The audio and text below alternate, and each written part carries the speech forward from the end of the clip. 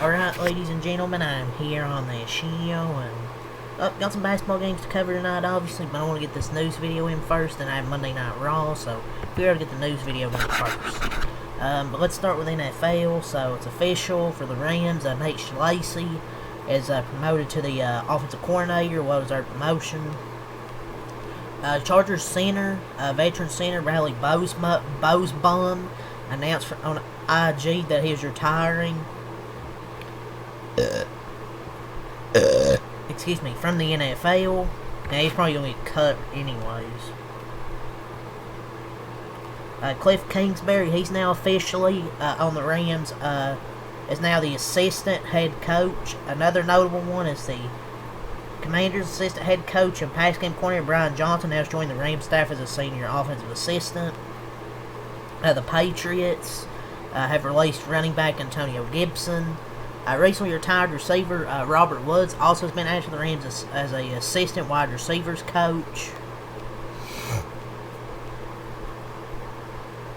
Chiefs announced they released veteran defensive end Mike Dana.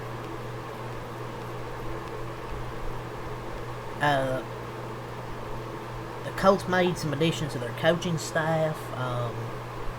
Tyrell Brown's their strength and conditioning assistant. Jeremy Bruce is the defensive quality control coach. Dylan Doyle as defensive quality control coach. Marion Hobby is defensive line coach, and Aditya Krishan as game management coordinator.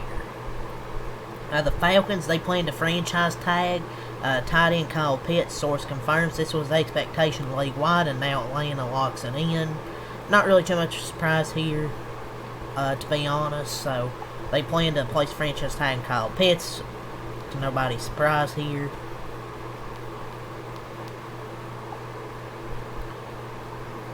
See if we have anything else. So we have some stuff here from JP Football. So the Browns have QBs Malik Willis and Ty Simpson on their radar, according to Mary Kay Cabot. But I hopefully not Ty Simpson. I don't want my friend Barney to have to watch that cow shit at quarterback. I just don't know, man. I don't know if the Cleveland media knows. I just don't see him going after a quarterback.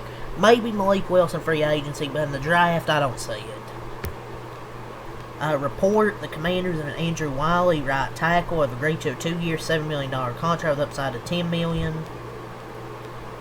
A few things there from JP Football, but not a lot. Let's see if we have anything from Rappaport. There's not too much info news. It's just kind of the off season. We'll probably maybe get news as we get up to free agency. And with Kyle Pitts, it's keeping their playmaker in the fold on a 1-year, fully guaranteed deal worth more than $15 million. So $15 million franchising tag. But yeah, that's kind of it here. There's not a few NFL things, but let's move on. So let's move on to NBA. Probably won't be too much here, but there is an update with Dylan Brooks. So we talked about yesterday. I think he's sustained a broken left hand. Well, the return timetable for Suns guard Dylan Brooks after suffering a broken left hand will be 4 to 6 weeks. Sources tell ESPN. So he'll be out quite a bit. I don't like his antics out there, but he's been a baller offensively for Phoenix this year. That's a huge loss for 4 to 6 weeks. We'll see if they can stay afloat. Devin Booker, I think, should keep them afloat, but we'll see. But yeah, 4 to 6 weeks, really couldn't afford this, man. Really unlucky break for the Suns, who've really played better than expectations.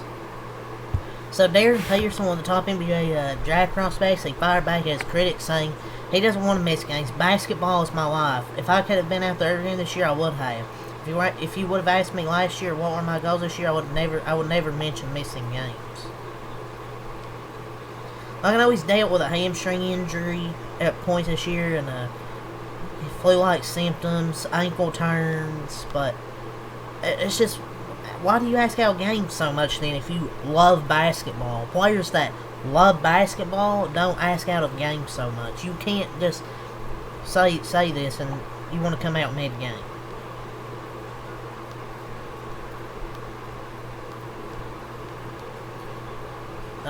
Steph Curry has narrowed his potential landing spots to 3 sneaker brands, and Anta is among them.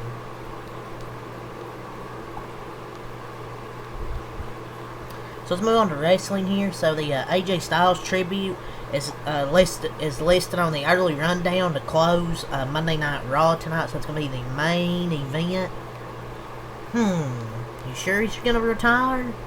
Well, he's going to have an unsanctioned match at WrestleMania.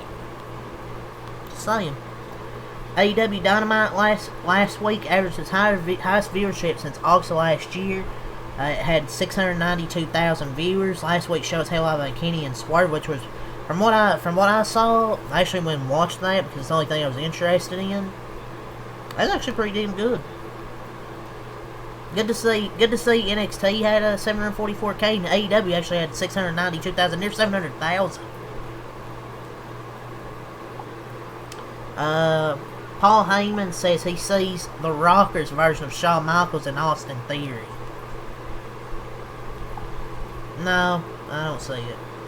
AJ Styles was advertised to appear tonight, obviously. Gunther on potentially retiring Brock Lesnar. He said, that's a good one. He's probably going to retire him too. So advertised for Monday Night Raw tonight, a tribute to AJ Styles. Liv Morgan makes the WrestleMania decision. Lesnar returns. Io, Kyrie, and Raquel Elimination Chamber qualifier. The other one, Jey Uso, Bronson Reed, and the OG, the original gangster, El Grande and Americano. Another qualifier, then Maxine Dupree and Natty.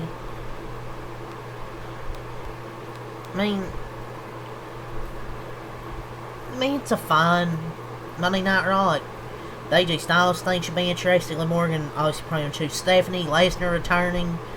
Don't know what he's going to do. The matches look alright. Doesn't look like a great card, but it shouldn't be bad. At least I hope it's not.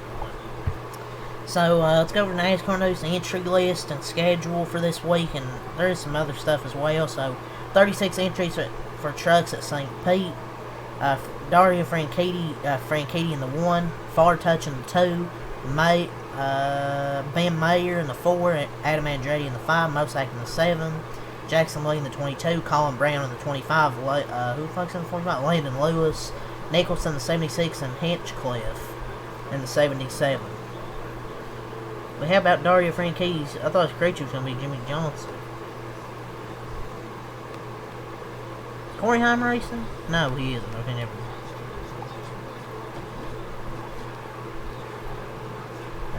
40 entries for 38 spots for Coda. So 40 O'Reilly entries for 38 spots. We have 2 D&Qs. Alex Obey in the 0. Zillich in the 1. Tyler Gonzalez in the 5. SVG in the 9. Brick Cruz in the 19. Long name in the 30. Can't say it. Chastain in the 32. Partisan in the 50. And Sage Karam in the 55.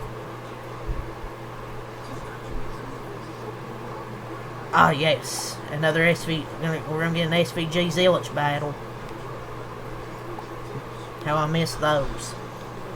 Hey, we're good to see you in the Cup Series during the week, on Sunday, too. And good to see Brent Cruz race. And apparently Tyler Gonzalez is a road course guy, so...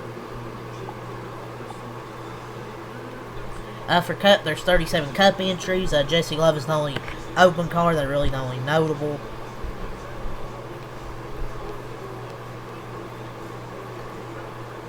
Toyota Racing Development has signed Kevin Harvick to a long-term development deal. Kevin Harvick's boy. Kind of surprised it's TRD.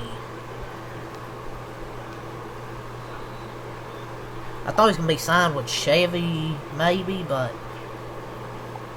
TRD it is.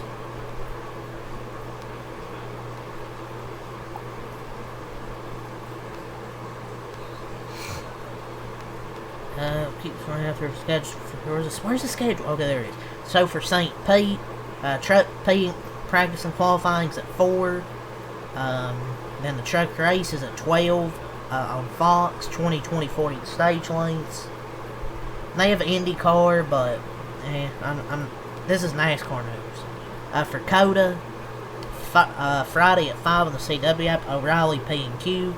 Saturday 10 on Prime, Cup P&Q, 2:30 CW pre-race, 3 on CW the O'Reilly race, 20-25 the stage length, Sunday on Fox, 2:30 race day, at 3:30 the Cup race, 20-25-50 the stage lengths.